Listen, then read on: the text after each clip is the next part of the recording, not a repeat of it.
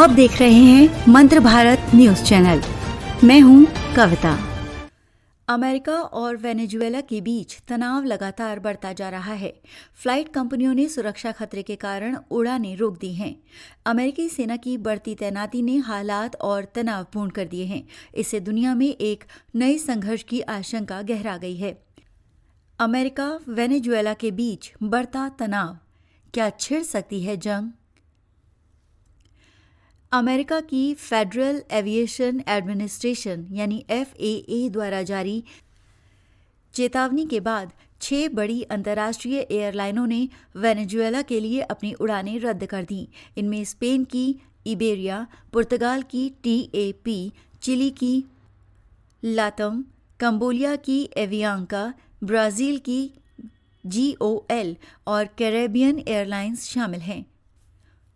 Flight radar 24 के अनुसार कई फ्लाइट्स को उस समय रोक दिया गया जब वो कराकस से टेक ऑफ होने वाली थी। एयरलाइनों का कहना है कि वेनेजुएला के एयर स्पेस में सुरक्षा की कोई गारंटी नहीं है। सैन्य गतिविधियों की बढ़ोतरी से हालात गंभीर। कोलंबिया के एरोनॉटिका सिविल ने कहा कि मैक्वेटिका इलाके में मिलिट्री एक्टिविटी बढ़ने से उड़ान भरना खतरनाक हो गया है। FAA के नोटिस में भी साफ कहा गया है कि वेनेजुएला और आसपास के इलाके में सुरक्षा स्थिति तेजी से बिगड़ रही है और किसी भी ऊंचाई पर विमान खतरे में पड़ सकते हैं। पिछले कुछ महीनों में अमेरिका ने यहां सैन्य ताकत बढ़ाई है। उसने अपना सबसे बड़ा एयरक्राफ्ट कैरियर 8 वॉरशिप और F-35 फाइटर जेट तैनात कर दिए हैं, जिससे तनाव और बढ़ गया है। एयरलाइनों का सतर्क रुख। स्पेन की इबेरिया ने सोमवार से कराकस के लिए अपनी फ्लाइट्स अनिश्चितकाल के लिए रोक दी हैं।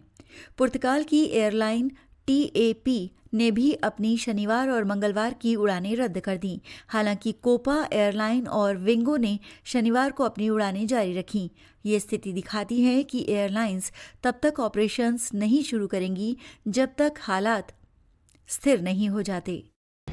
20 फायर टेंडर, 7 अग्निशमन चौकी, 20 अग्निशमन के वाच टावर, 1 जल पुलिस थाना, 1 जल पुलिस कंट्रोल रूम और 4 जल पुलिस सब कंट्रोल रूम यहाँ पे स्थापित किए जाने हैं और 8 किलोमीटर का डीप वाटर बैरिकेडिंग भी यहाँ पे उत्तर प्रदेश पुलिस के द्वारा लगाया जाएगा।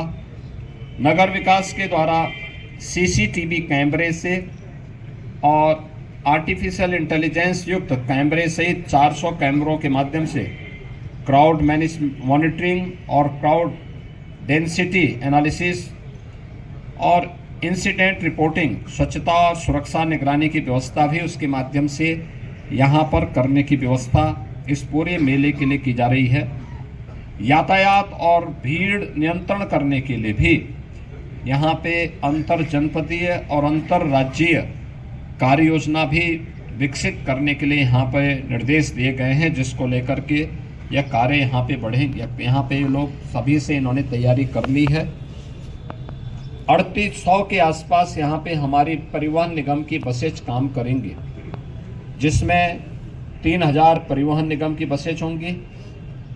75 शटल बसेज यहाँ पर मेला क्षेत्र के अंदर सिटी से मेले क्षेत्र में जाने, मेला क्षेत्र से सिटी तक उन्हें लाने के लिए इलेक्ट्रिक बसेज के रूप में यहाँ पे रहेंगी और 200 बसेज यहाँ पे रिजर्व में रहेंगे।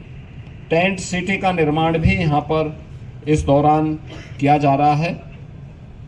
मेरा पूरा विश्वास है कि सभी संबंधित रेलवे, आर्मी, इन सब के साथ भी आज ये बैठक यहाँ पे संपन्न हुई है और सभी के स्तर पर ये मेला की प्रगति युद्ध स्तर पर है।